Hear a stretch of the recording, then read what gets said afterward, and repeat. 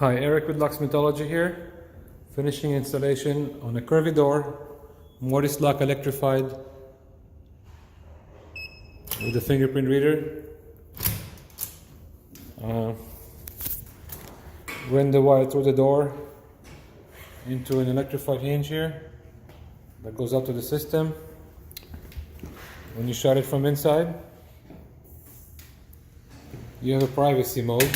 So when you lock this, the outside keypad does not operate, and it retracts with one shot to meet fire codes. Then you get inside and lock the deadbolt. So when you're inside and you're locking your deadbolt, when you present your credentials, it will authorize the use, green, but it won't unlock it. Now unlock it, Danny. Okay, let's shut it without locking the deadbolt. Once you lock it, shut it without locking the deadbolt, it will then let you enter it. Thank you, sir.